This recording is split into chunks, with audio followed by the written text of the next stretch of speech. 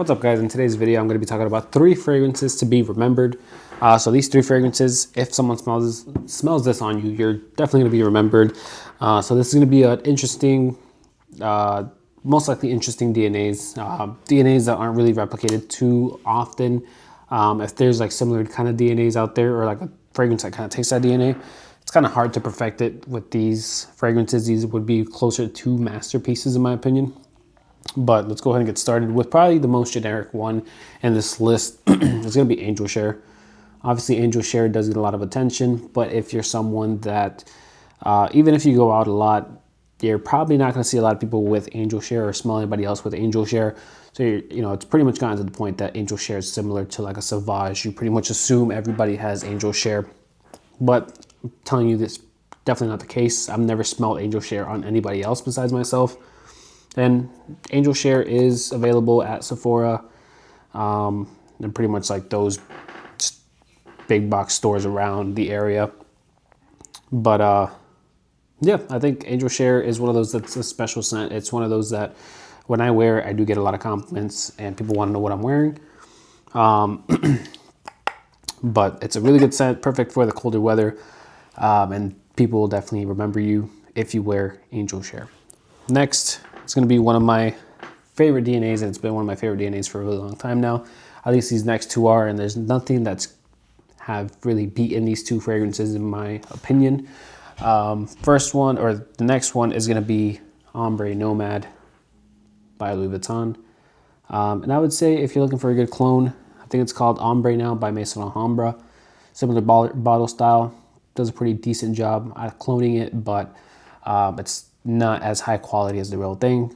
And I haven't even smelled any other fragrance that kind of smells like this. And I know there's like I think it's like Hibiscus Majad or something like that. People compare it to. This is still way better than that fragrance in my opinion. And I have smelled it pretty recently, and I smelled it a few times just to make sure I wasn't crazy. But Ombre Nomad, for at least this DNA of whatever it is, like a smoky leather oud, whatever this is, oud rose leather, I'm not too sure. I don't get the rubber smell from it either. To me, this was a fragrance that I was wearing in the Florida heat. This was before I was making my fragrances seasonal. I wasn't even into fragrances to the point that I had like a big collection. I had a few creeds and then I got a few clone fragrances just because I smelled Ombre Nomad at the airport on somebody when I used to work at the airport in Florida, and I was like, I need to know what that is.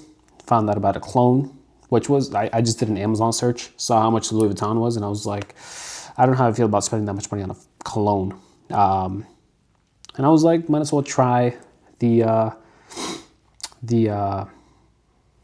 Maison Alhambra. I just picked it on Amazon. It was like $22, and I was like, whatever, I'll try it out. I'm not sure if Maison Alhambra was even a big, or like Lattafa was big at the time. I didn't even know about clone fragrances. This was like around probably the beginning of clone fragrances that people really weren't talking about them. So I really couldn't find anything about Maison Alhambra fragrances at all. So yeah, I pulled the trigger on Ombre. I think it was like Ombre Noir at the time. Or I really don't remember what the name was of the fragrance, but yeah, I pulled the trigger. I was happy with it, but I knew at some point I was going to get the real thing. And that was from, I was wearing it a lot, I was enjoying it, and I was like, if I'm enjoying the clone, the real thing has to be even better, at least on skin and just the experience. Keep in mind, I wasn't really watching fragrance content at the time either, so for me to actually eventually want to get this fragrance in my collection, or even collection at the time, it was like a really small collection of maybe like 10 to 15 fragrances. It had that effect on me when I smelled somebody. So I'm telling you firsthand experience of smelling it on somebody to wanting it myself. And I still remember what the guy looks like that was wearing it. He was wearing sunglasses. I think he was Cuban guy.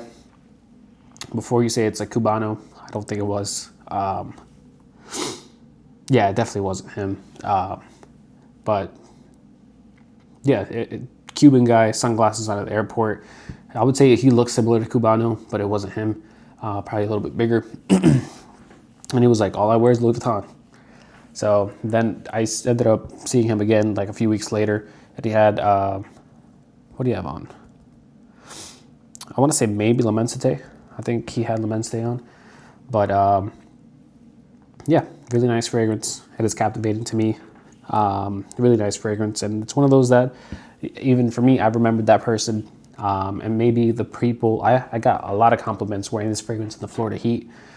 Maybe if someone cared about the fragrances that much, I'm also someone they remember, probably the Cologne DNA or the Cologne fragrance, but they probably remember me off of that scent, especially because of how unique it is. You can't really smell that anywhere else. And then lastly, it would be Tuxedo. Tuxedo, I've never smelled anything that comes close to Tuxedo. I think there was something I saw recently that there's a Goldfield and Banks fragrance that smells like a sweeter version of Tuxedo, which intrigues me, but at the same time, I already know it's not going to be as good as Tuxedo. And that's just going to be from my bias of knowing the Tuxedo DNA and owning the DNA for so long. It's going to be hard for it to be beat when I really do love the original. Even if there's something that could be slightly better, probably my bias will still lean towards Tuxedo since it's the original. But yeah, Tuxedo hasn't really been replicated to the point that it's a DNA that it's generic. Not at all. Like, sure, you get the Roche's Eau de Parfum. That's a little bit more of a fresher take on this kind of DNA. And maybe it was the original. I'm not sure. Well, it probably was. It came out way before this one did. But Tuxedo, to me, is the better version of it. Longer lasting. A lot of people say they don't get performance from Tuxedo. I do. That's never been an issue. And when you spray it on skin, it kind of looks like an oil. Like, it's high quality. It's pretty thick oil that's going on your skin. So for me, don't really have any performance issues. And it's one of those that when I've worn it, people ask me what I'm wearing. And when I brought this to work just to kind of like show them what it was, people have gravitated towards this fragrance like crazy. Like, this is the best fragrance I've ever smelled. So Tuxedo, that's it. These are the three. These are, I guess you could say, a big three for the fall or just the colder weather. But that's all I have for you guys today. Please let me know what you guys think about these fragrances. What are the fragrances in your collection that you believe people remember you by? These are going to be the three for me. But yeah, that's all I have for you guys. Please leave a like and subscribe. I will see you guys on the next video. Have a good one, guys.